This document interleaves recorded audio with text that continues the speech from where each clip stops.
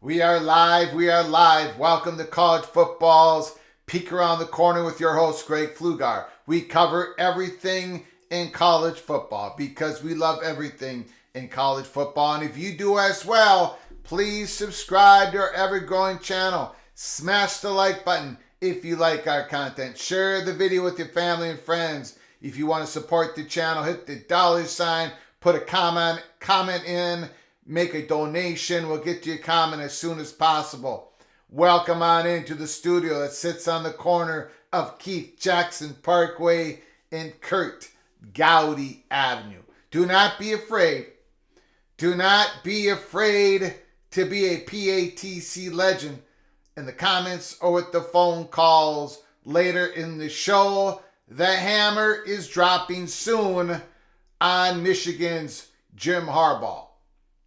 That is what the people we talk to believe. It's going to happen soon. I get it. I know what's being put out there in the articles. I get it. But you know, we march to a beat of a different drummer here at Peek Around the Corner. And it has served us very well.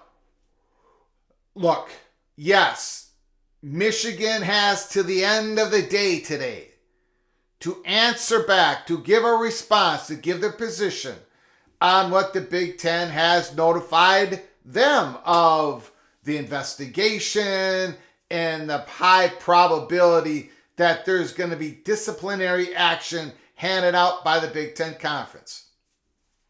I get the notion that the Big Ten is going to have to absorb. That's the word that's being used. If you notice, that's the word. I'm going to get to Dan Wenzel in a moment. Kenneth Evans. And I'm not going to be ripping on Dan Wenzel, but yeah, I don't know what happened today. Now, it wasn't just Dan Wenzel. It was somebody from the Athletic, another person from the Athletic saying, it's getting murky now. Nothing's getting murky. You know what? I was writing a point-by-point declaration, so to speak, to clear it all up. But then I read somebody's tweet, and that person did a lot better job than I ever could have done. So I'm going to read, I don't know who this person is, but I'm going to read their tweet to break it all down. And yeah, it's not murky. It's not murky. We'll get to that in a second.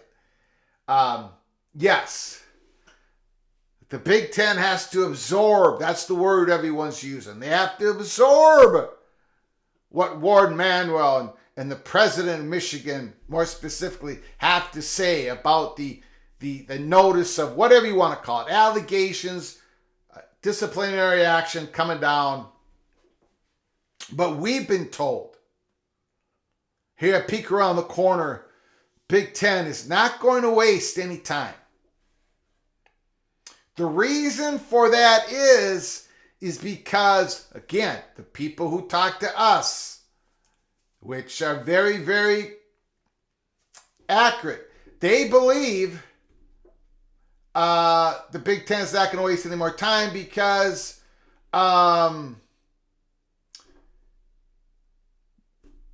for example, this weekend's game, Michigan and Penn State, the Big Ten is going to want to let Michigan know if Jim Harbaugh can be on the sidelines of that game as soon as possible.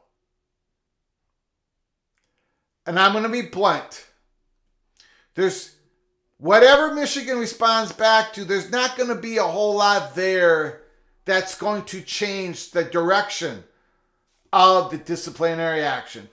So how long does the Big Ten need to absorb the calendar? The calendar was pushed to let Michigan absorb what the Big Ten was saying, not the other way around. So we expect the hammer to be dropped soon on Jim Harbaugh. Yes, tomorrow, but it could even be tonight.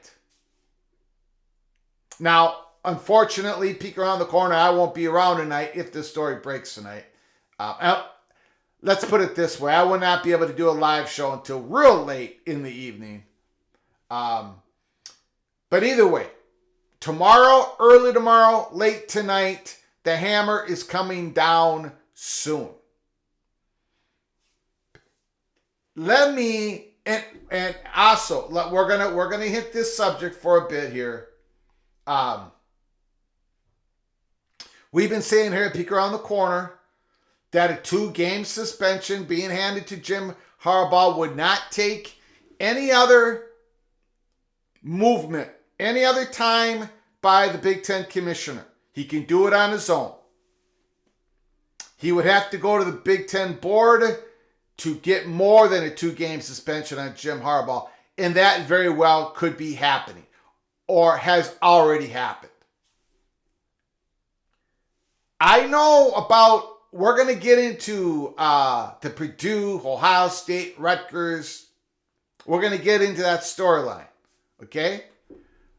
We're going to break it down by the great use of this tweet that came out that broke it down in a very fantastic manner. But that has absolutely nothing to do with what's going on today. Zero. Zilch. Nothing. It literally has nothing to do. If that's going to be a separate investigation, so be it. I have my doubts that it will be. But so be it.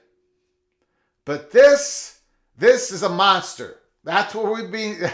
that's why we've been on this story from the very beginning. And we're going to continue to be on this story and all other stories going across college football. We're being told the hammer is dropping soon, soon, soon. And it's going to be dropping on Jim Harbaugh. Could it be dropping on another somebody else? I don't know. Obviously, we do not know for sure. But now this is a short-term disciplinary action. The NCAA investigation is going to last for months, even though it's on an accelerated path. The Big Ten is going to keep an eye on everything. But this is action that's going to be taking place during the season right now. You remember, a lot of people believe no action was going to be taken, right? No action. And I firmly believe something was going to happen because of the flow of heat that has been given to us by people behind the curtain. People are hot. They're still hot. We've given you the reasons why. Now, I was going to do this whole breakdown of well, let me just show you. I want to show you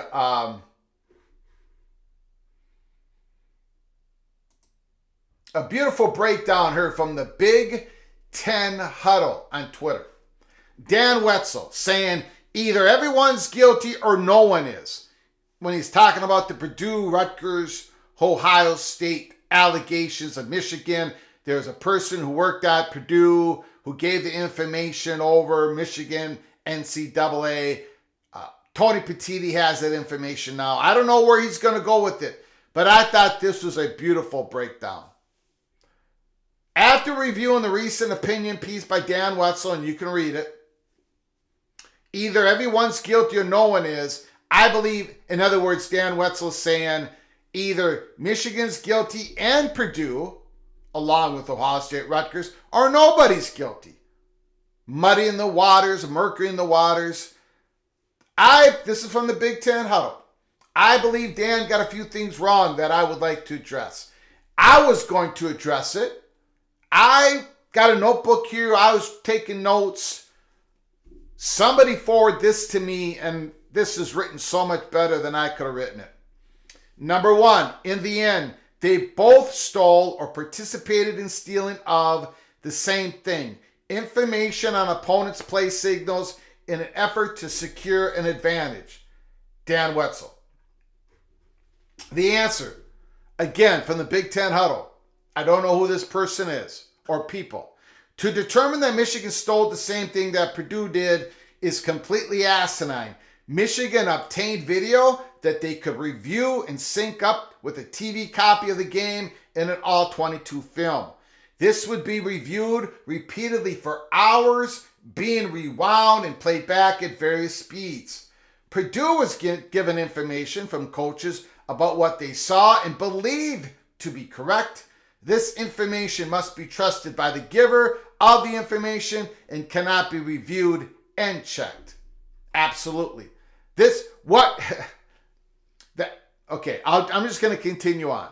That is beautifully said. Way better. It would have taken me 30 minutes to say what this tweet said in 2 minutes.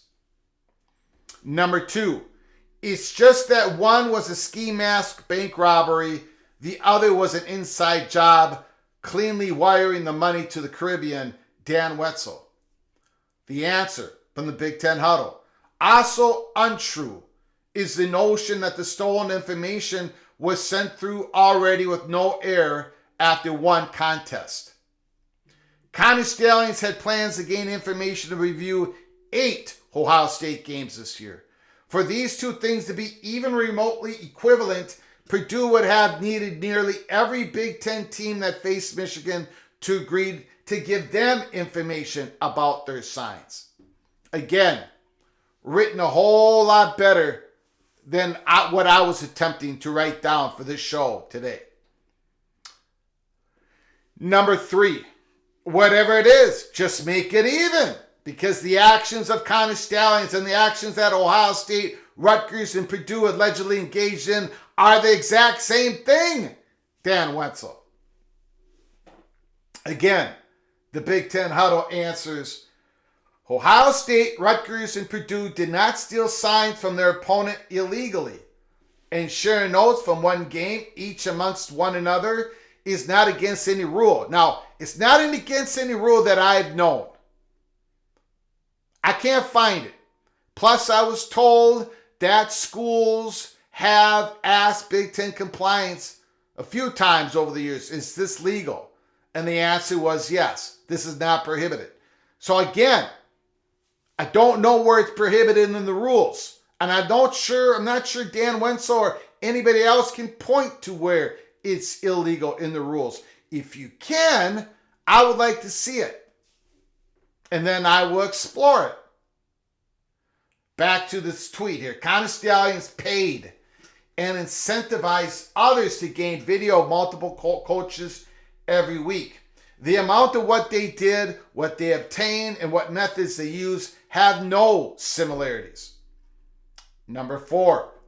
So in the Big Ten championship game, both teams had the others. So in the Big Ten championship game, both teams had the other signals, both of which were gathered via advanced scouting. Dan Wenzel. This word, advanced scouting, and he's not the only one who's used this. Nicole Arbeck has used it. I don't know what's going on here. There is no term advanced scouting that's prohibited in the rule book. Read the rule book. Read the bylaws. These reporters are just, I'm telling you, go read actually what the rules are. Both teams had the other signals, both which were gathered via advanced scouting. What advanced scouting, what does that mean? And then, again, the Big Ten huddle says it way better than I could have said it. That's why I'm taking this gentleman, this gentle lady, whoever this is, I'm taking her tweet, I'm using it here on the show. The term advanced scouting does not appear once in the NCAA bylaws. Off-campus in-person scouting is prohibited, and the intent of the person relying information should be recognized. Ohio State and Rutgers coaches allegedly had the intent of stealing signs for that game. During the game, once that information has been obtained, there are no rules against sharing information amongst staffs. So far, there isn't. And it's not just about hand signals. It's about which safety gambles too much. Do we have to help the right tackle chip off the left defensive end's pass rush? You know, coaches are talking all the time. Coaches are moving from jobs all the time. They're looking at tape, game tape all the time, not in-person scouting tape. That's the real deal in this. It's the filming. It's the in-person scouting filming. How Dan Wenzel and others out there have murked this up between the two, I don't know, man. It's unbelievable. For me, it's just... Anyways, back to this tweet. The Big Ten huddle. If one staff is paid by another to share information, that is another story. But as of right now, we do not have any indication that these signs were not shared for financial gain. In other words, people were paid in the in-person scouting. Number 5. Which would you rather have? Raw cell phone footage that still needs to be broken down? Or highly experienced coaches just handing over their work? Dan Wenzel. Although the answer from the Big Ten huddle, although this has nothing to do with the rules, again, this is about rules, right? Although this has nothing to do with the rules and it's just an unrelated opinion question, Dan's downplay of the value of video recording is misguided at best. Absolutely. If stealing signs were easy in every football match, there would be no need for what Connie Stallions did.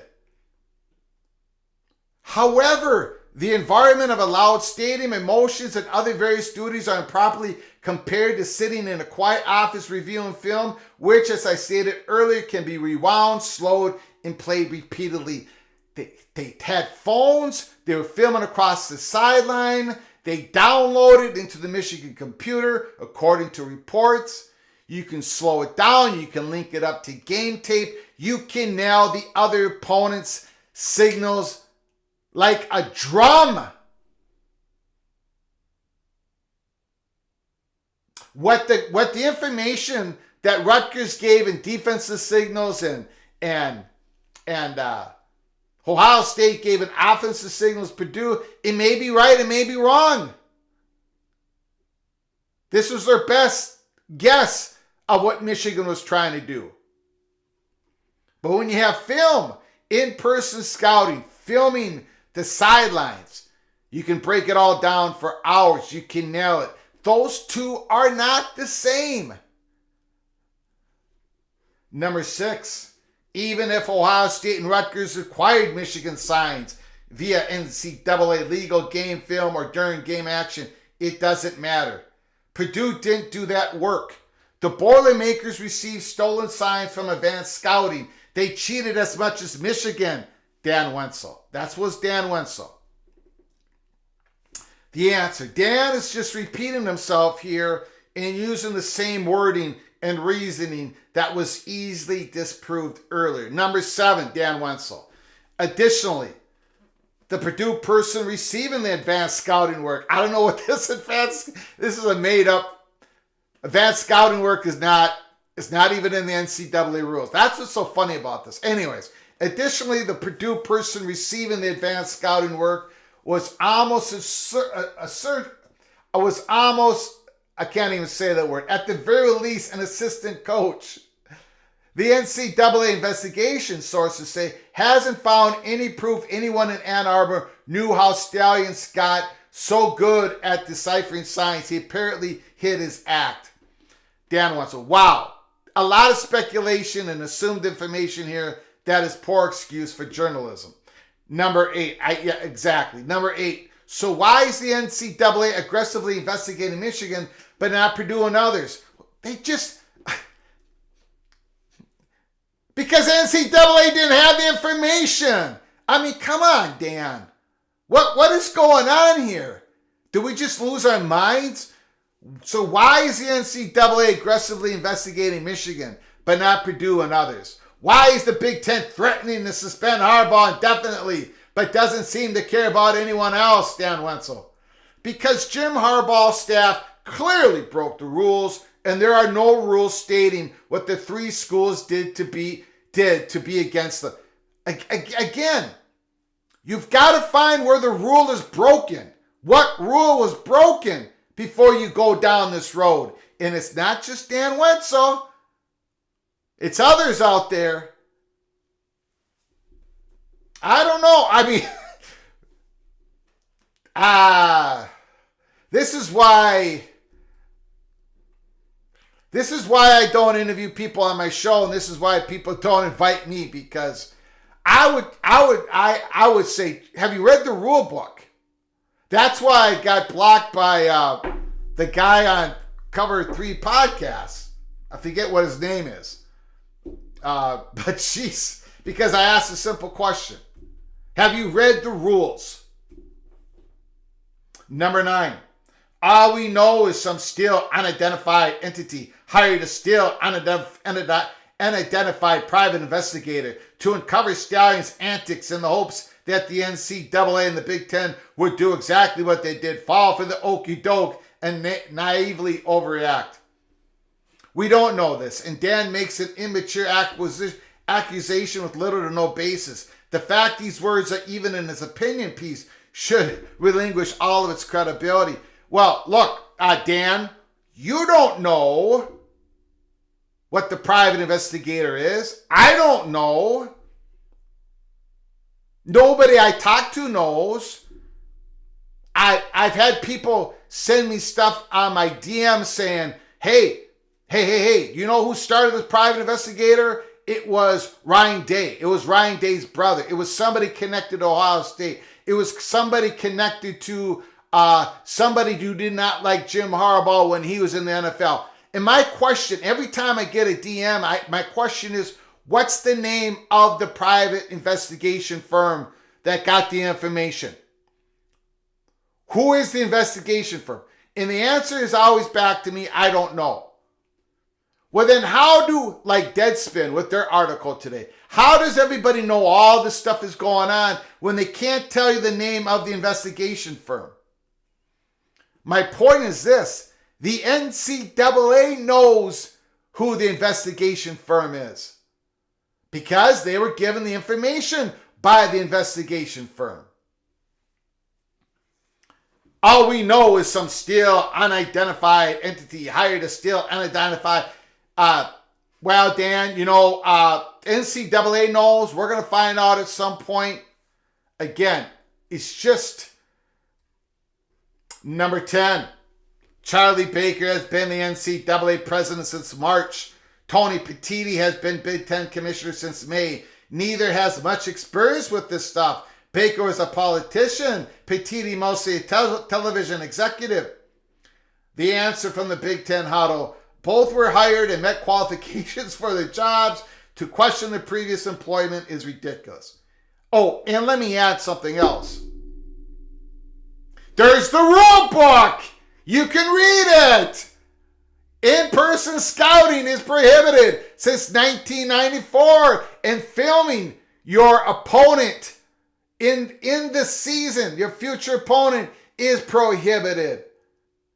And Tony Petitti has the Big Ten bylaws. He can act on this. What is so difficult with all this stuff? Again, the evidence is the story. What is the evidence? What is it? There's been a whole lot reported on.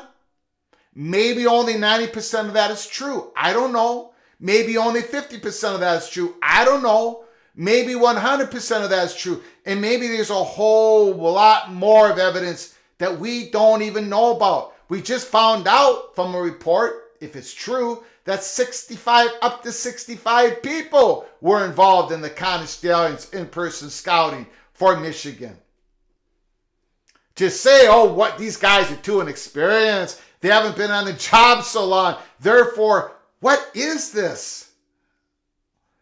Again, in the chat, if you disagree with what I'm saying or with the phone call, please call me.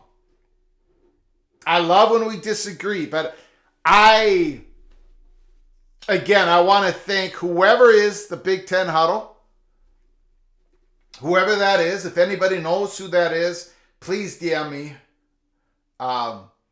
Because I was working on this, and this is so much better than I could have done. By far. Number 11. Mostly they listen to football coaches who view one kind of advanced scouting. Advanced scouting. Where did you come up with that? Mostly they listen to football coaches who viewed one kind of advanced scouting as gamemanship and another as a kind of crime. It's just... The coach's reasoning, sending around stolen signs and game plans is common practice, so they don't care. What Conner Stallions did is apparently not so common, so they did care. Well,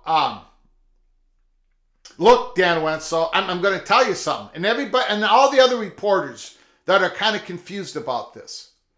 Coaches do talk with each other. They do, and guess who talks with other coaches? Michigan. Michigan's doing the same thing as all the other schools.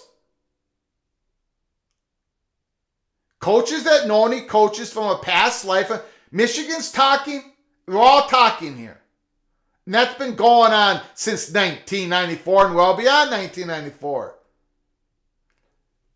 So far, the evidence points to Michigan being the one school that's doing the in-person scouting, filming the opponent, future opponents, and it's explicit in the rule book. Big Ten Huddle says Charlie Baker was never reported to have been in these meetings with the Big Ten coaches. There's no evidence of the allegations that Tony Petitti had no original thought and folded to the pressure. If anything, reports were made that he disagreed and attempted to calm down the coaches. Yes, this is unprecedented cheating. Obviously, there will be strong reactions. Number 12. Football coaches are rarely deep thinkers. They aren't spending time contemplating law, precedent, ethics, or unintended consequences. They just want Jim Harbaugh gone, Dan Wenzel. The answer are there are no studies that support this claim, and this is also not their job. I would answer it a little bit differently. I would say, Dan, read the rule book. Obviously, he hasn't. Because he's bringing up advanced scouting like it's some term that's being used somewhere. He's trying to equate the two. And there's no equating the two. In the rule book, number 13, but if the same crime is still the same crime, and if anyone took a moment to do their actual job, they'd realize it. Dan Wenzel. This is the answer. Purdue did not break the same rules. Purdue did not break any rules. Now, that was fantastic. Absolutely fantastic. Let me say this. Did Purdue break a rule? I don't see that they did. If they did, if you can show me where they did, then I'm going to talk about it. And if Tony Petitti opens up a line of questioning and sends a notification to Ohio State, Purdue, and Rutgers, we're going to follow that story here at Peek Around the Corner. But to equate the two, saying that either both broke the rules or neither of them broke the rules, either Michigan and Purdue broke the rules or neither of them did, yet you have completely missed the story. Completely. And you haven't read the rule book. You haven't read the rule book. Read the rule book, and then we'll talk about it. Stephen McNeely, in-helmet communications, comms can't come soon enough. Hopefully they're here next year. Hopefully there'll be communication in the helmets. We don't have these signs. Let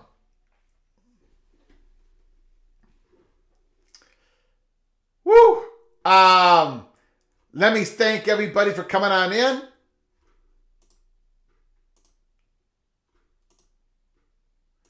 And then I want to get to another story, and then we're going to circle back to this one. The little general, the one who rules with the iron fist, says, Greg, I am hungry. I cannot cook right now, Maria. I am doing a live show. Hagen, thanks for coming on in. Kenneth Evans, thanks for coming on in. Abe Bernie, thanks for coming on in. Appreciate it. Keep chopping. Stephen Witt, P.S. Nitwit, Stephen McNeely, Buckshot Kid, Obsidian 75. Are we putting any weight on that Lee Pold to Michigan State interview? Did that come out today? I cannot believe Lee Pold would take an interview in season. Is that information that he's going to take an interview after the season? I would believe that. I cannot believe he would have already taken an interview. Andy Staples was quoted as saying sportsmanship rule was broken by 3 other schools. Send me that quote. Sportsmanship rule. Again, if Tony Petitti looks at this as breaking the rule, go ahead. But you got to understand something. If Purdue and Rutgers and Ohio State broke the rule, they're going to get a punishment. The scales are completely different. So, and again, I've been told, and I know other people have reported out there that schools have asked for Big Ten compliance if they can share information among the coaches, because these guys are switching jobs constantly. They're constantly sharing information on hand signals and what they do in practice and personnel. It's what they do. I don't know. I don't see it, Gerald. I don't see it. Send me that Andy Staples comment.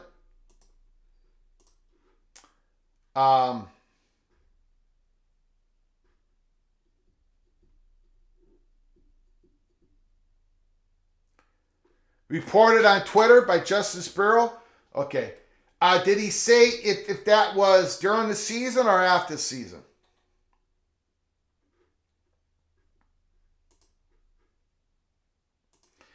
Thank you, Jeremy McKinley. I'll take a look at it later. Immaculate. Michigan State is such a mess right now. Might have one more capability in how much they could pay him than Kansas. That's a tough rebuild. It's a tough rebuild, no question about it. I don't think Lee Paul's going to be interested. We'll see. We shall see.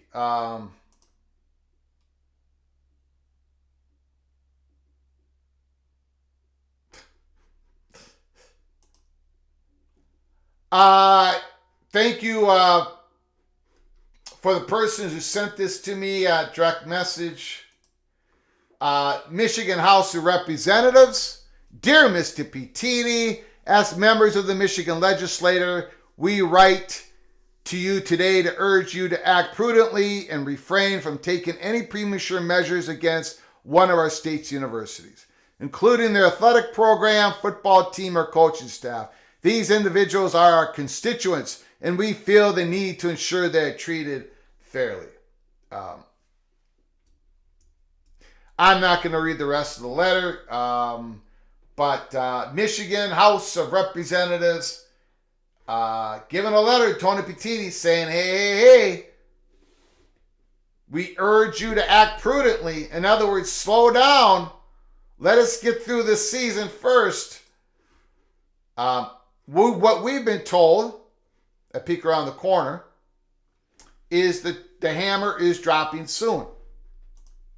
The hammer is dropping soon. So now they got the Michigan government involved. Again, the story is the evidence. What does the evidence show?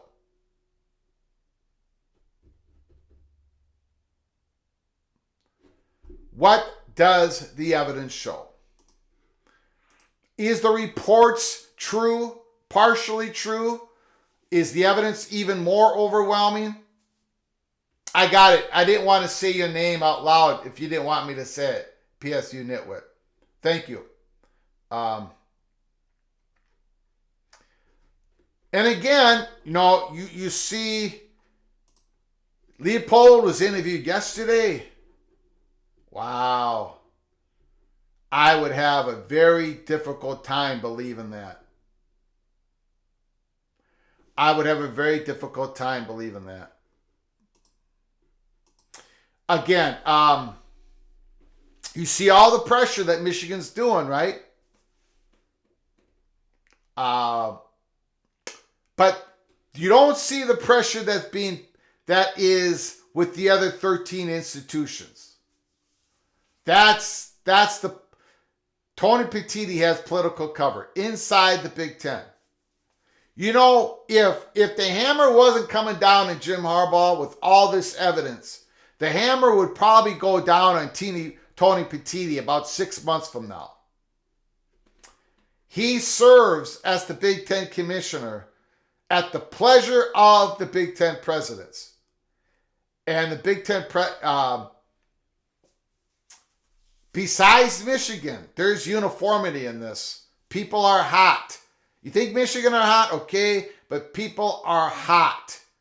They want, and it's not just inside the Big Ten.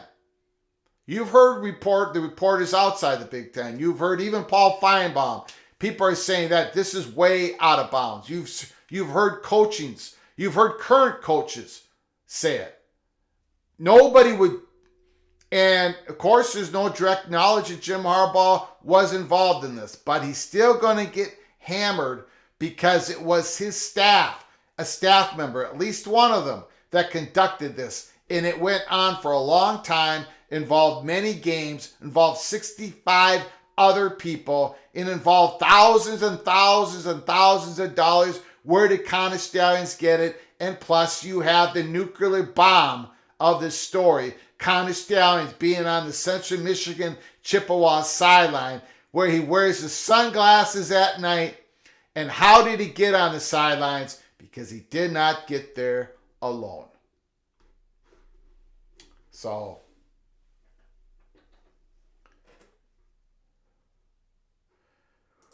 Greg, what is the likelihood we ever see the evidence? I say it's very high. I think it almost has to be produced, right? A lot of it has to be produced. Now, are we going to see every surveillance video of a person sitting down videotaping a game that took one of Conor Stallion's seats that he bought? No, we're not going to see that. We're going to be told about it, though. We've already been told about it. And there are going to be people talking. Once all this happens, maybe a whole bunch of people has been involved in this. Eventually, they're going to talk. Now, in regards to the Conor Stallions, people saying in the chat, the Conor Stallions, Blake Corum's story. I don't know. We'll see where that goes. I don't want to sit here and hammer on a guy for everything in their life. This is a college football program. So if it affects college football, that's when we talk about it. Did this person do something wrong? Maybe it does affect college football. Maybe a certain athlete of Michigan got certain... I don't know. I'm going to stay away from that part of the story where they shared the same company, potentially, something about vacuum cleaners. I may have to circle back into that story, but right now we have too much on our plate I don't want to do a deep dive into that. As a college football YouTube channel, we're a peek around the corner. I'm very selective in what my monologue's about. I get a whole bunch of stuff. I'm a whole bunch of people. And then a lot of times I have to verify with people that I know in the business saying, is this something I should hit on? Is this something I shouldn't? And I get answers to that. Like the whole Ryan Day and his brother, or his brothers, I was told, nope. We don't know who the investigation firm is, but it's not that. So I spent nothing on that particular part of the story. I just don't go out there and bring up every thought or conspiracy or report that is out there. I cannot do it that way. It's got to have some legitimacy to me, the story, the report.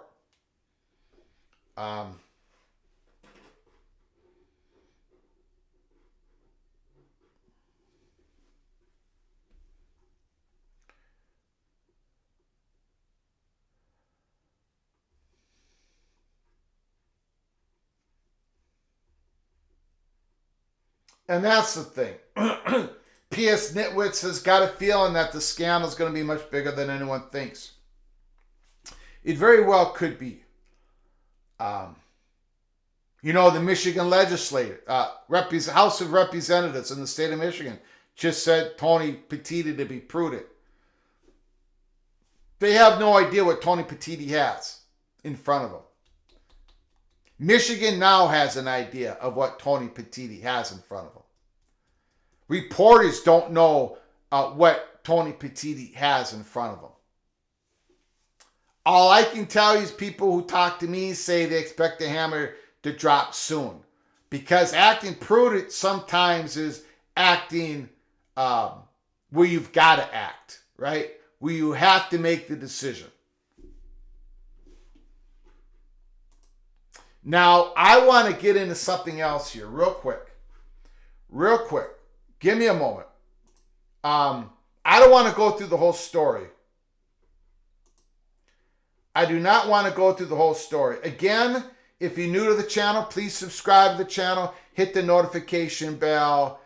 And you'll get notified the next time we come up live.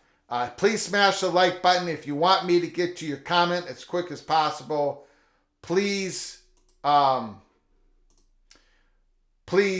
the $ donation and I'll get to your comment as soon as possible. There is something else that I want to discuss. And I think it's important. And I think it kind of snuck in here in the story. I don't want to go through this whole thing here. But Ross Dellinger, change is coming to the college football playoff. There's plenty at stake when college football power brokers meet in Chicago on Thursday, which is tomorrow. Okay? Now, we all know about this. A lot of this is already known. At this time next year, the college football playoff latest rankings will be revealed in a televised broadcast, much like the word Tuesday night. While that's not changing, so much else is. By next year, the college football playoff will have a new executive director. We'll have it expanded from 4 to 12 teams. We'll have developed a new revenue sharing model. We'll have agreed to a television deal and long-term contract. Change is coming. The aforementioned topics will be at the center of the meetings this week in Dallas when the 10 FBS conferences commissioner Jack Swarbrick, they will meet. The director's search. Hancock is retiring, and it sounds like they're going to have the new director named, let's see, I know the information is somewhere here. A director hire is expected to be finalized by the end of this week. So we're going to have a new director of the college football playoffs by the end of this week, okay?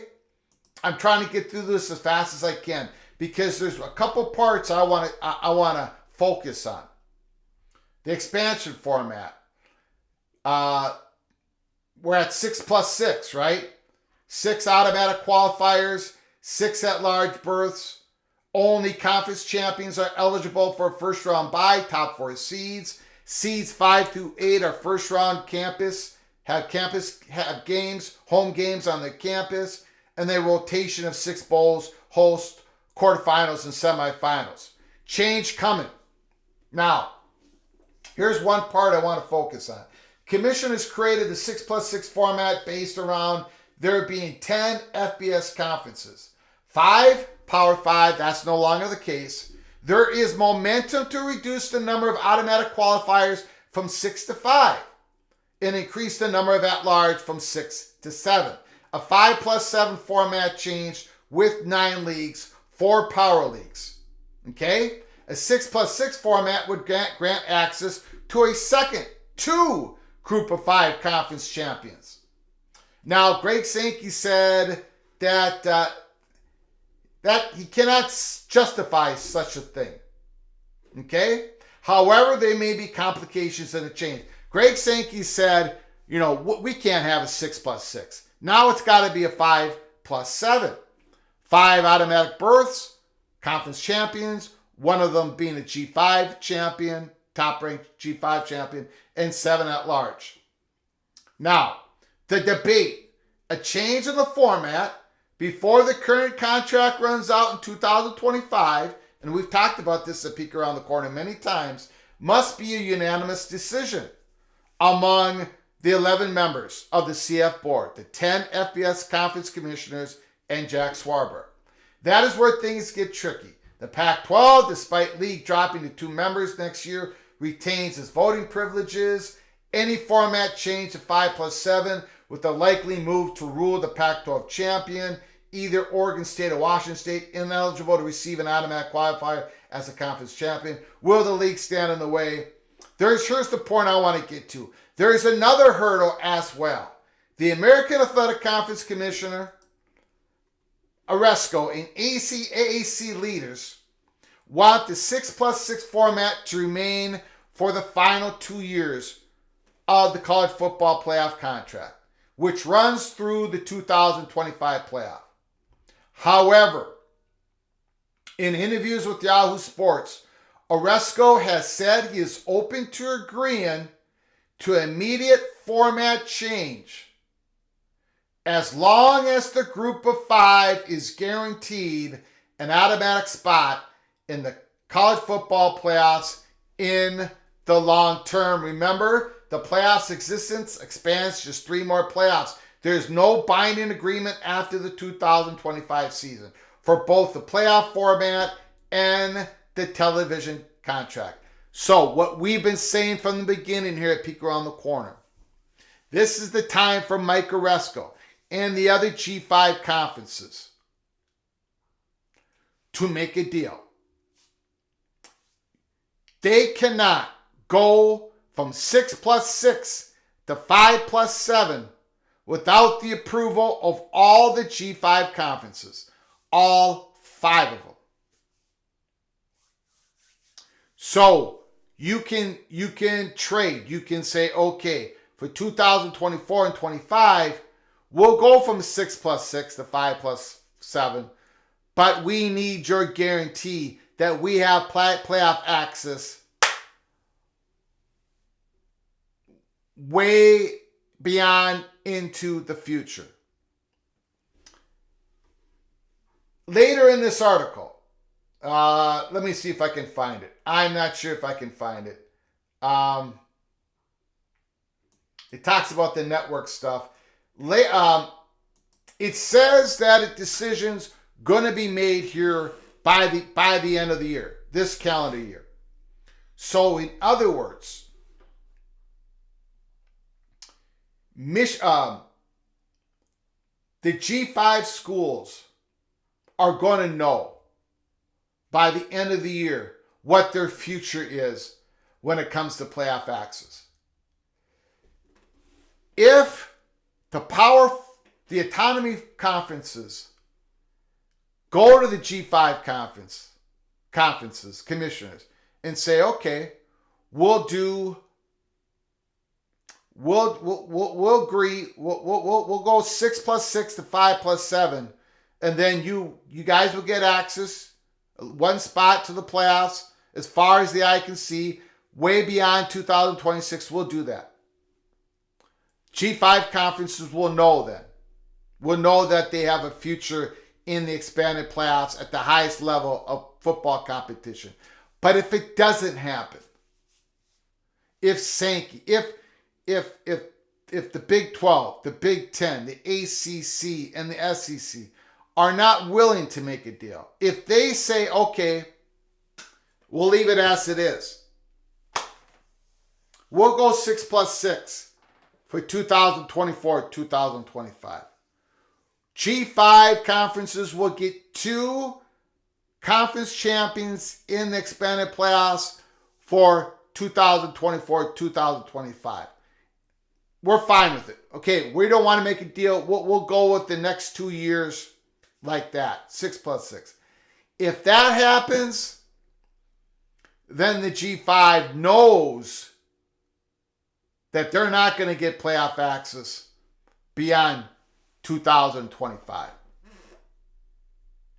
For me personally, I want the G5. I want there to be at least one with playoff access.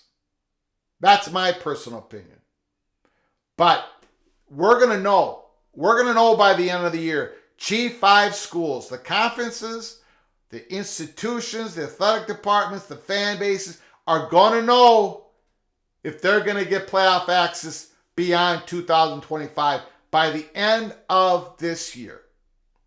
If there is no deal, if it stays 6+6, that's bad news for the Sun Belt, the MAC, the Mountain West.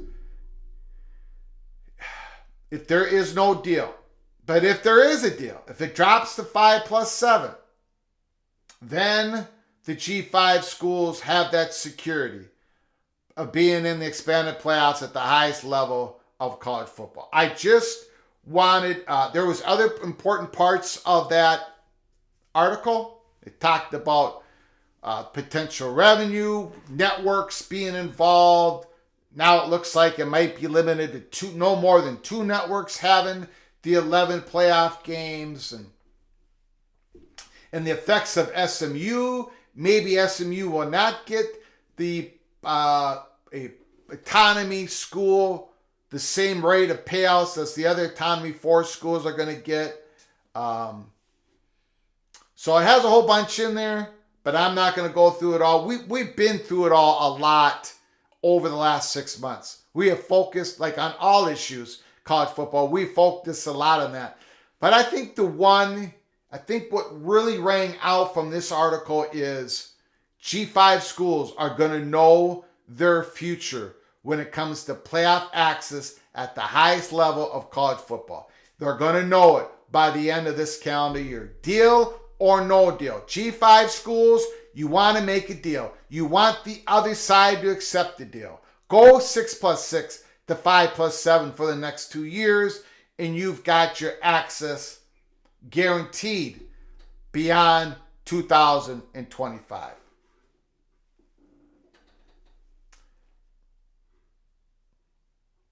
Okay, so we've hit those two major points. Michigan, we believe if you just arrived, the hammer is dropping soon, as in soon. This is what we've been told at Peek Around the Corner. Yes, Michigan has to the end of the day to respond to what the Big Ten sent them in regards to your Michigan could be getting disciplinary action, Jim Harbaugh, for violations, in-person scouting. Big Ten is waiting for Michigan's response, and there's reports out there it might take a little bit of time for Big Ten to absorb what Michigan sends back. We've been told, not true. Big Ten is not going to take any time to absorb. They're gonna lay the hammer down as soon as possible. Is that tomorrow morning? Is that tonight? Is that tomorrow afternoon? We shall see. But it ain't going to drag on much longer because, again, we talked about it. Michigan deserves to know. If the hammer's dropping, sooner the better. So they can file their injunction. They can try to get Jim Harbaugh back on the sidelines. Again, I'm going to open up the phone lines here. I'm going to open up the phone lines. You can talk about anything college football and talk about the Yahoo Sports. The playoffs change is coming soon. Big change is coming soon. I'm excited about it, but there's a lot of issues to hammer out. I'm using the word hammer again. We got the Washington State, Oregon State, the networks, who's going to get it, how much money, and of course, can G5 make a deal with the Autonomy 4 to secure their spot in future playoffs? We're going to find out by the end of this calendar year. Call from Immaculate. Immaculate is on the line. Mr. Hawkeye, the floor is yours. Well, I was hoping that you were staying with that title that you were going into this article because it was a pretty good one. Yes. In terms of them guaranteeing this, the only way they can guarantee that, though, is if they know the PAC is about to have a settlement. Because Oresco has said in the past he'd be fine with 5+7 if the PAC is disappearing. Because then that's basically the same as 6+6 now. But he'd only be fine with that if they get long-term guarantees. He's looking for the long-term guarantee. And it also said that in this article as well. Yeah. Yeah. And you know, I think I've said that I think that the entire FCS is going to work together to try to get more power to the autonomous conferences, because whatever they vote on, the rest of the G5 can also make use of. And with all this going on with the NCAA, so maybe that's what they're queuing in on, is that they're expecting something there. But for me, it still kind of comes down to, is there going to be a PAC settlement soon? Is that what they're signaling to us, that a PAC settlement might be right around the corner? I don't know. I don't know about that. I don't know. Yeah, because without that, I mean, that's what Hancock said after the last meeting, is that they really can't do anything until the West gets solved. Yeah. So it's kind of like if they're saying they are coming to a resolution by the end of next month, which is kind of odd because they're having a meeting this month and their next scheduled meeting wouldn't be for 2 months, so it would actually be in January. Yeah. But anyway. Yeah. I'm not sure how next month becomes thing. I would think it would be either this month or January. But yeah, it kind of looks like they're veering again. I mean, I've been shown some footage of Schultz saying that the system is set up now for individual pay per school, and not per conference. So I think that one is kind of nailed down. Took the L on that one. But now they're talking about, it's not going to be the same.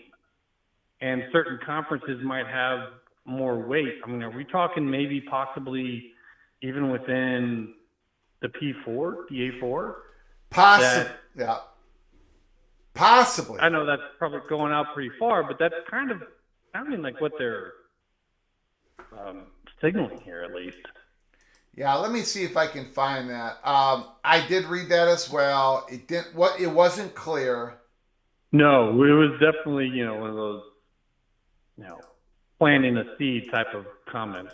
Yeah, I can't find it, but yeah, it's I don't know about that. I don't know about that. But yes, it's pretty much nailed down. Each school is going to get the same unit. They call it units. The same amount of money.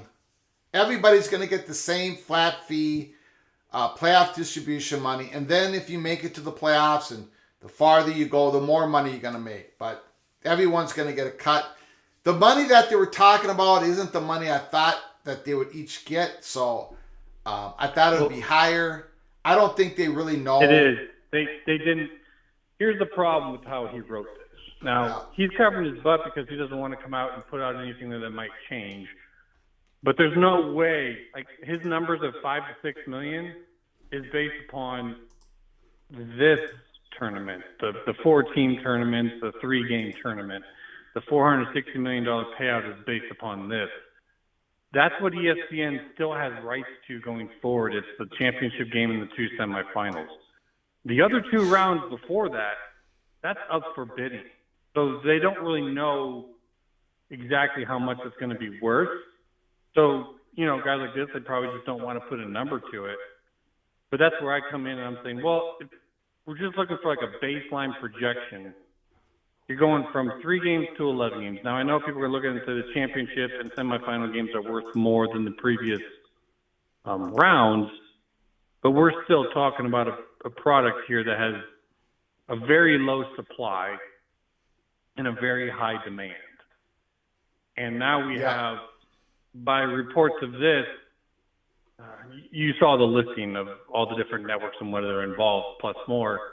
That means there's a lot of competition for those. So very easily could be an even higher number than what's been projected. And what's been projected is, if you take 460 million and you take it times 3 or 3 to 4, you're now starting to look in the realm of 1.2 billion, 1.5 billion, something like that. It's not crazy talk. Now, maybe it could be a little less if, economic times, if these networks don't compete quite as much as we think that they will. But it could also be more if they decide they want to go all in on this and they start to compete for it. I mean, they're talking about how they want long-term deals past just 24 and 25. We have breaking news. Oh, go ahead. Immaculate, I apologize, but this always happens to you. There is no YouTube channel that treats one of their friends more rudely than Peek Around the Corner treats Immaculate.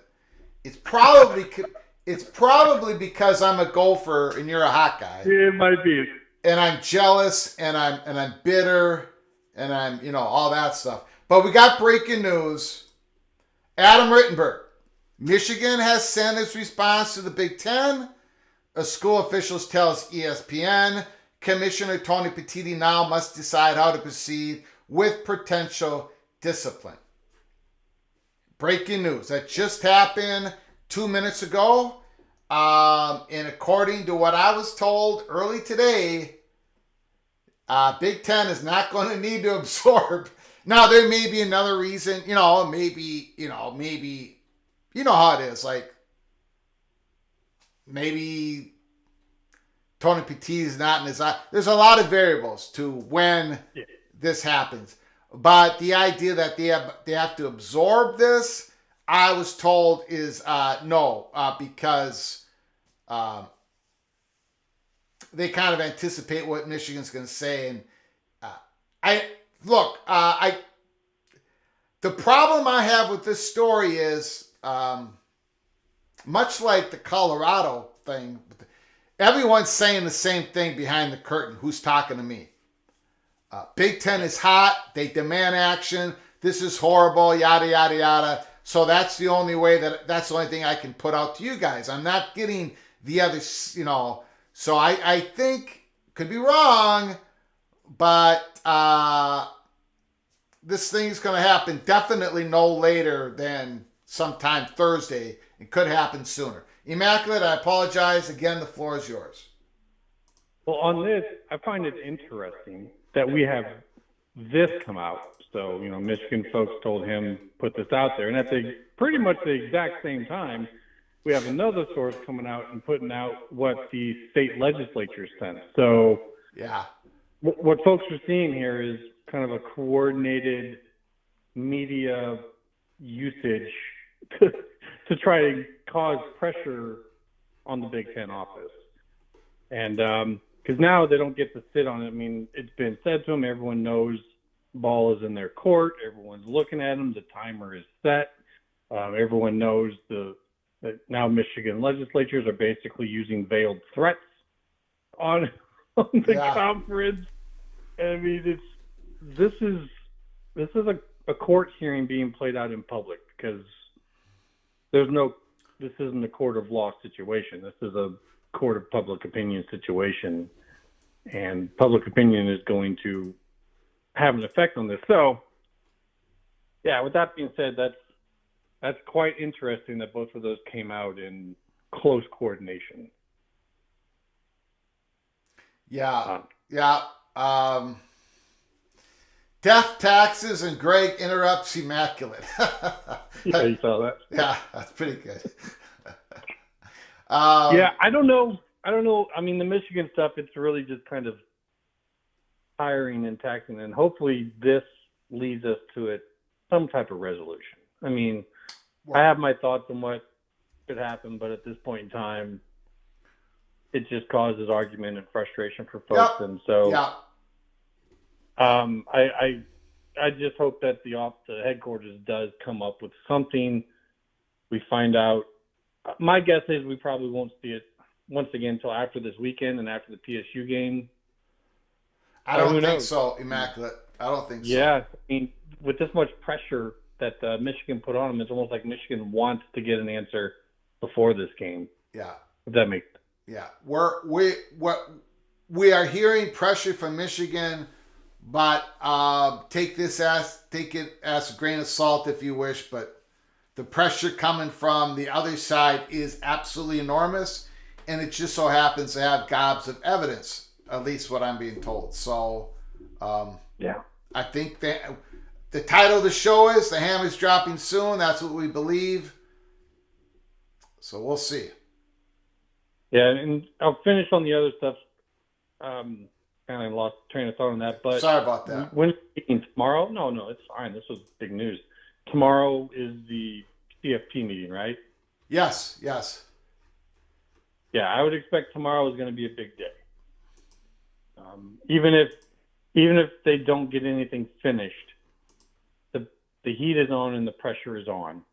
They have to figure out all this 24, 25 stuff before they can even begin to get into the 26 talk, and that's going to be massively complicated. Yeah. I mean, they got to make the same kind of agreement that they've had for the past 10 years.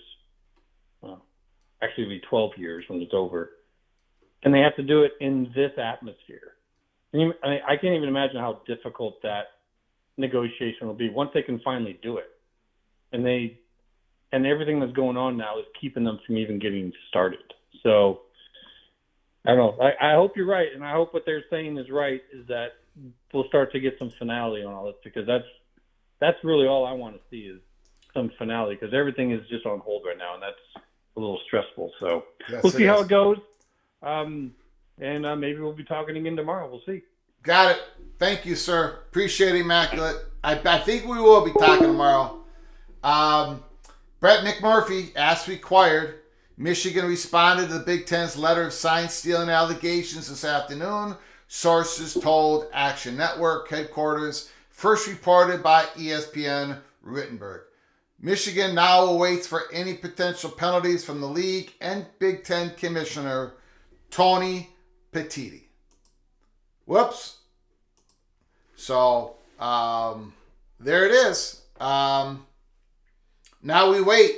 Tony Petitti supposedly, he has evidence that NCAA has given him. We've been told it's quite a lot. And we've been told the hammer's coming down soon. That's why we titled the show the way we did. We do not clickbait here. Peek around the corner. We believe the hammer is coming down soon. So buckle up, brace for impact, keep your head on a swivel. And again, if you are on Twitter, please go to @the-Big-Ten-Huddle. Read this tweet counterpointing what Dan Wetzel said about if everyone's guilty or no one is guilty with Michigan and Ohio State, Rutgers, and Purdue. Great comments from the Big Ten Huddle. Fantastic. I went through that early in the show.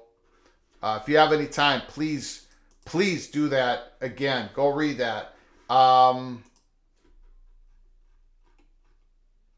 Again, I'm just making sure, looking for updates. R Webb, thank you for the super chat. I appreciate your generosity so very much. The PATC's new minute with the Immaculate. Yeah. Every time he calls. Almost every time he calls. Regardless, even if there isn't breaking news, I come up with some reason to, I think it's because I'm a Gopher. And I'm being bitter. That even though we've got the pig, Iowa's still at the top of the division. I think it's my bitterness. I think it's my grating personality that is causing all the mess. Thank you, R. Webb, for the super chat. I appreciate your generosity so very much. The ball's back in the Big Ten's court. And what we've been told is that they are ready to hit it back. They're ready to hit it back.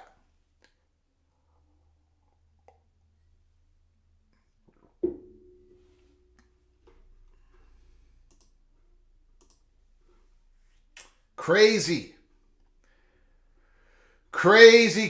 times we live in. Phone lines open, 763-260-1333.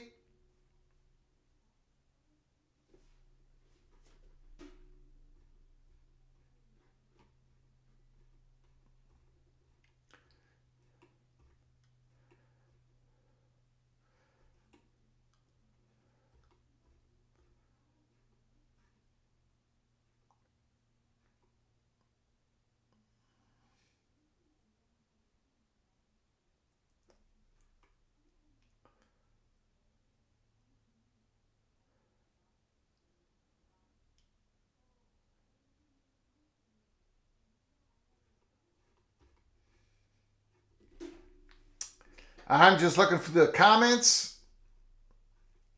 Again, if you want to make sure your comment is read and we do a deep dive on it, hit that $sign. If you want to donate to the channel, support us, and I'll get to it. Kenneth Evans, is Michigan going to threaten to join the SEC? No, I don't think so. I think Michigan's going to be Michigan once again, once this is over. Just my opinion. Call from PSU Nitwit. PSU Nitwit is on the line. The floor is yours, sir. Oh man, what a week! Yes. Everybody in Happy Valley is going crazy. We can't wait. Big time game. Yes, big game. What time is that game at? 12 o'clock. 12 o'clock. Kickoff. Got it. Yeah, I've been following some of the players. I know they're hyped up for it. They understand this is a big game, an opportunity to take Penn State to, move forward and move up a level to a national level. So I can't wait to see that. I wanted to call in, and you did an outstanding job. That Big Ten Twitter X account did an outstanding job of counteracting some of this. Basically, it's kabuki theater out there. Yeah, pretty much. Like, oh, look at this shiny object I found over here. Oh, look at this shiny object I found over here. It's ridiculous. And I just wanted to call in, and I hate to speculate on, so knowing some of the people in the Big Ten that you do, and even my contacts, like following the Penn State program, they knew this was going on for 2 years. Other Big Ten programs. I don't think so. so. I don't think so. Well, maybe not for 2 years, but at least it came to a head at some point. You had Ohio. Yeah. Go ahead. No, I've been told, now maybe this is inaccurate, but I've been told that they could not figure out how Michigan was doing it. That they had everybody's signals before the game even begun. That they did not know, even going into the conference championship game last year, they did not know. Then they figured out because some schools started figuring out the ticket stuff with Connor Stallions because they knew Connor Stallions was playing a big part of it. They knew who that guy was. They knew who his name was. And then somebody figured out how to, go into the system, see if, and then the Connor Stallions, and then the NCAA called Michigan State and, the investigation firm. We don't know the story. I don't think they had this figured out, that it was in-person scouting until sometime in the off season or early this year. Well, there was reports that Ohio State tipped off TCU during the playoff game. So somebody had to know and tip off TCU. Yes. So that report said, yes, Michigan, but I don't think the tip-off was in-person scouting, filming games, all that stuff. The tip-off was Michigan knows your signals. Right, and I think basically this whole Purdue, Rutgers, Ohio State scenario that they were talking about in the Big Ten championship game just follows that whole TCU tip-off. Like, hey, we've got something going on here. We're going to tip you off, TCU. Probably did it to Purdue before the Big Ten championship game. And it's just a counter to what they were seeing and their suspicions. So I'm not sure, like to make these arguments that this is just as bad. The Big Ten coaches, they're not going to just sit back and, see a bunch of guys pointing up into the air and telling their players, hey, it's a run, it's a run. You know what I mean? Obviously they did something. Purdue was in the Big Ten championship game. Hey, you know what? We feel weird about these signs. Here's some information. Maybe this will help you counterbalance what Michigan's doing. So, I just – the egregiousness of this, and I think people – and what is sad about all this is it's taking the emphasis off of what exactly happened and how it impacts the game. Even if I told you that 90% of the time I'm going to be able to predict whether you run or pass, that is a significant advantage. But it also goes to player safety, Greg, and no one's bringing this up in the national media. No one's bringing this up. Dude, you get a ball on an RPO and two safeties are coming at you and crush you because they knew the play. Yeah. Like, no one's bringing this up.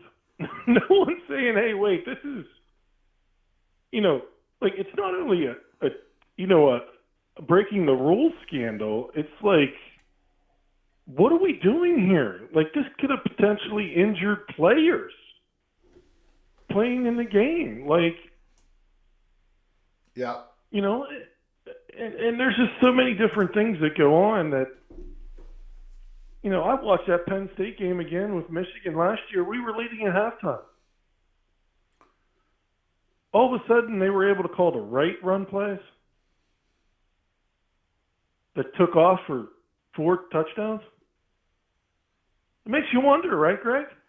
Yeah, it does. It does. Now we've brought up One play. Blake Corum knew exactly to run the ball outside, and there'd be no one there. Mm-hmm. I mean, come on. Go ahead, Greg. No, I mean we brought. Of course, I'm sure you were here when we brought up the injury angle here on this show. I know that is not being talked about. It doesn't seem to be talked about with college football reporters out there. But I know they talked about it. I know they're talking about it within the Big Ten. That's what, we were the first, or one of the first reports on it, maybe the first report on it, how hot they were about that issue of injury, increase in the injury of the student athlete, because the other team knows all your plays before you even start the game. Yeah, people are hot, and that's one of the,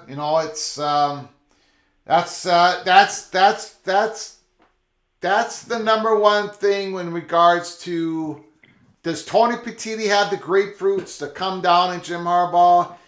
We think yes, because of that issue alone, and the pressure he's got inside the Big Ten is enormous. He needs to act, and we think he's going to act real soon. Right, I think, like I said, you've got to go a couple ways. One, you suspend the head coach for lack of just, even though there's no proof that he had knowledge of it, for lack of institutional control, and they lost their program. I think the coordinators, the evidence that we've seen, obviously knew. The guy's standing right beside them, and I think people don't realize. I think they probably can monitor who had access to these videos. Wouldn't be surprised if the coordinators didn't have access to these videos.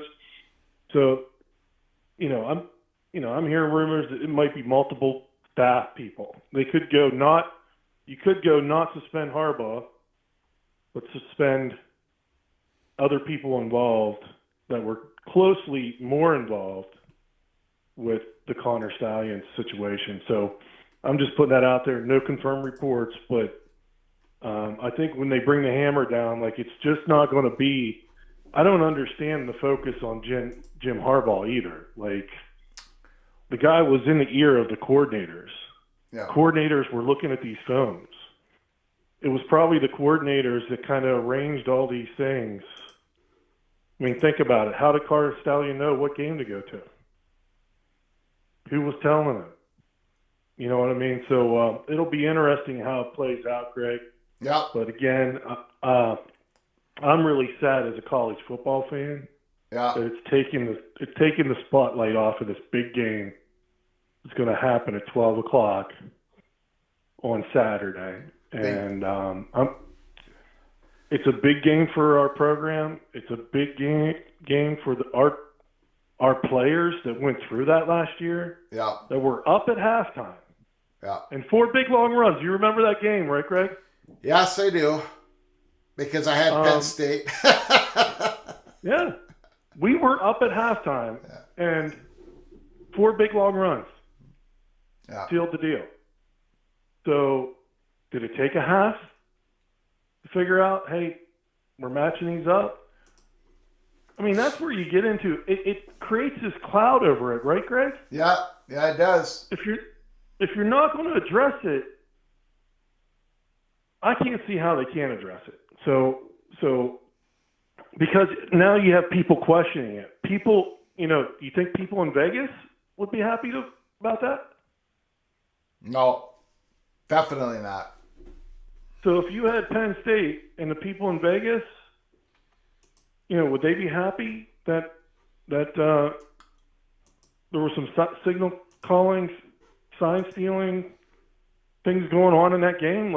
So I don't know, Greg. I tell you what, thanks for letting me call in. Again, great show, and Got it. we'll keep our head on the swivel and see what's going on, all right? You got Take it. care. Thank you, PSU Nitwit. Appreciate it. Big game. Big game this weekend. Big game this weekend. I will not be able to do a live watch party for it, though. The only time I'm open Saturday is at night. So, unfortunately, I won't be able to do that game. I wish I could. If I could, I would. No question about it.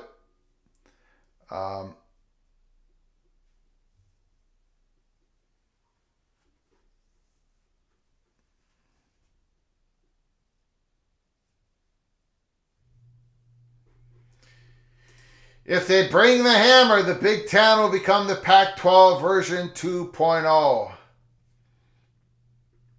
Douglas Snyder, what rule is broken? We know agents acting on behalf of the university are illegal. Where does the rule book define agent? How does the rule book exclude Ohio State coaches from also being agents of Purdue?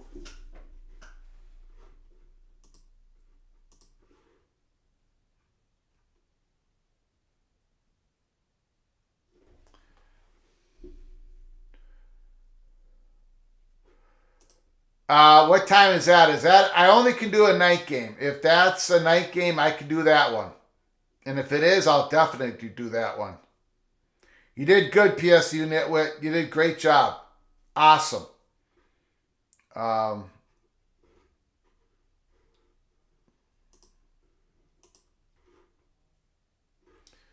Okay. I'll try to focus. I'll try to get that one. Ole Miss, Georgia.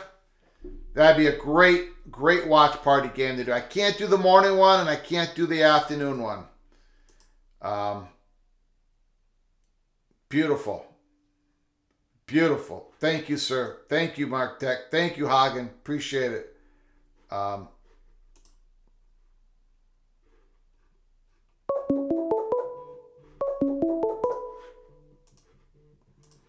from Steve. Steve, the floor is yours. What do you got to say? Greg, is when the Big Ten, when Petiti comes down with this, whenever, today, tomorrow, whatever, Yep. is this the first and final thing he can do? The first thing. I mean, the first. okay, so there are other things down the line that he can do. Sure. You see what I'm at? You see what I'm Yeah. asking?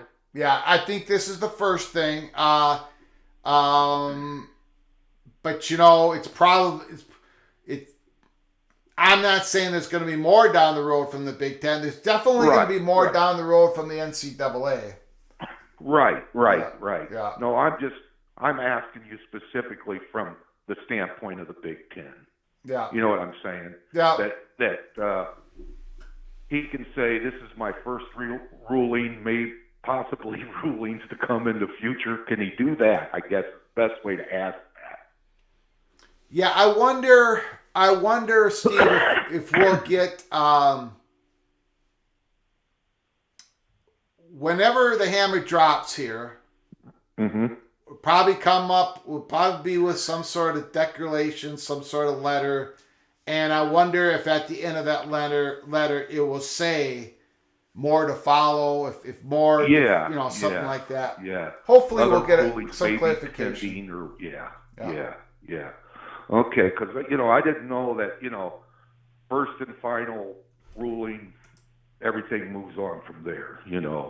I didn't know how that was within the Big Ten. Other thing, if it's 13 against 1 and I'm 1 and I know how upset those other 13 are, boy, I wouldn't like those odds real well. Yeah, I agree. Even though Michigan is a huge university, incredible university, huge brand, the other 13 are unified, and it's going to be very difficult for Tony Petiti not to act. Yeah, Greg, he's talked to the presidents, obviously. He's talked to the ADs, correct?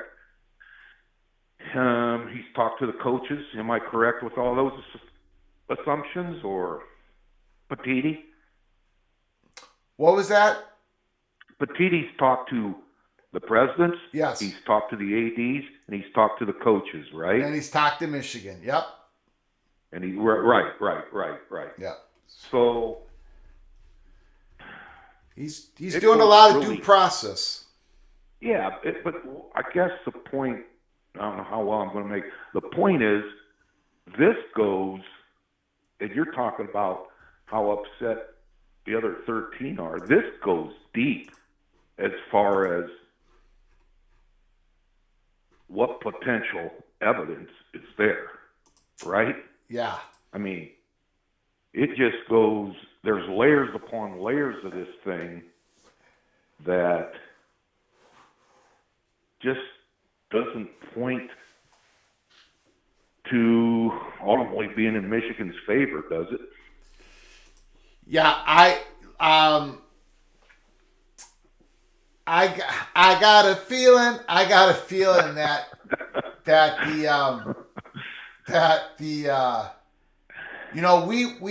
the reports came out fast and furious on what the evidence was, right?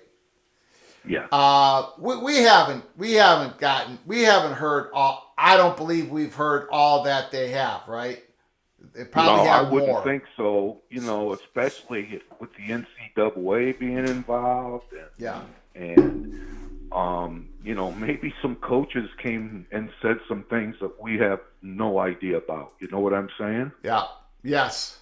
That's why I think this could run deeper than anybody could ever imagine when it's all said and done, but we shall see. Yeah. Real quick on the college playoff thing. Yes. Those guys are in a pickle too, because we all probably know maybe by 2026 there may not be a ACC. You could be calling it a Power 3 or a Thomas 3 or whatever you want to call it, Yeah, good point. So how many different scenarios are these guys going to have come up with? Yeah. Yeah. I mean, I do think whatever happens to the ACC that they somehow maintain autonomy. Yeah. I don't disagree with that. Yeah. I would think they would. But who knows? Nothing, no big news out of the PAC mediation thing, right? Nope. I mean, nothing earth-shattering. Nope. Okay. I'm a little surprised by that, to be honest with you. Well, yeah. I mean, I would think something would be leaked and reported, or whatever. And maybe they are close to having something done, but there again, who knows? Yeah. So, all right, my man. All right, sir. Thanks for the call, Mr. Bearcat. Yeah, we'll talk about those Bearcats at the end of the season. Yeah. This hasn't been a half. And this is something we're not used to the last 20 years. Yeah. So, all right. Take care. Thank you, sir. Thanks. Appreciate it. Yeah. Bye.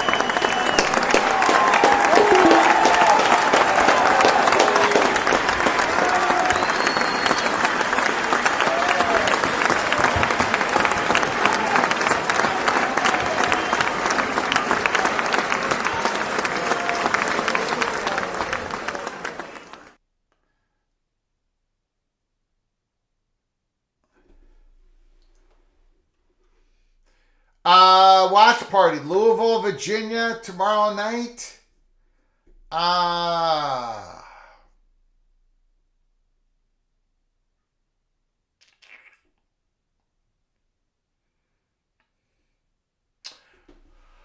will consider it. Awesome, Lawson Clips.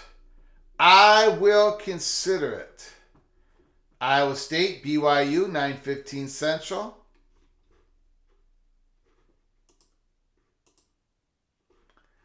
I will consider it.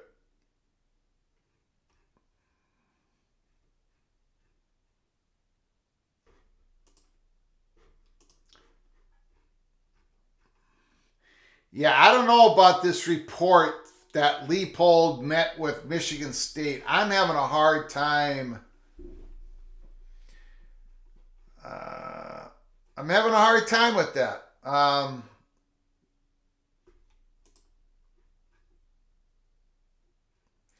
Again, let me read you something real quick.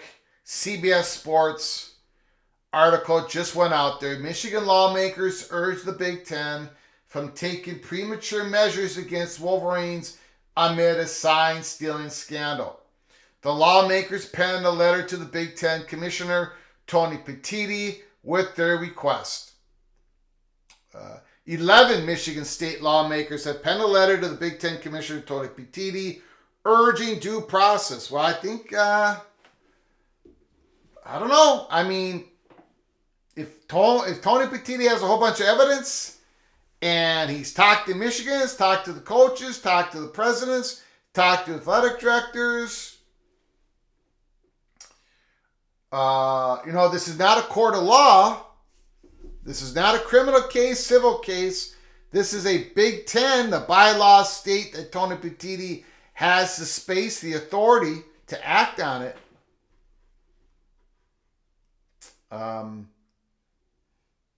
So I don't know. I mean, at some point, remember, the NCAA may not exist 3 years from now, but these conferences are going to exist, and they're going to be taking more and more control of enforcing and coming up with their own guardrails in the conference. So as members of the Michigan legislature, we write to you today to urge you to act prudently and refrain from taking premature measures.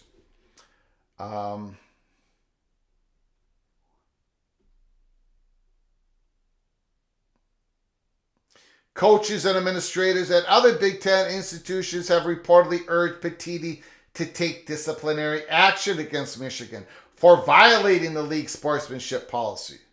However, Michigan has reportedly fired back, submitting evidence of Big Ten alleging that Ohio State, Rutgers, Purdue shared information about Wolverine signals ahead of the Big Ten championship game. Though sign stealing is not illegal, advanced in-person scouting is violation of the NCAA bylaws. In-person scouting is in violation. The word advanced is not anywhere near inside the rule book. I read it. I don't know why the word advanced keeps popping up. So that's where we are. We expect here at Peek Around the Corner, we expect there to be a hammer dropped here real soon. And that was the show for us. We're going to close it down. We thank for everybody for coming on in.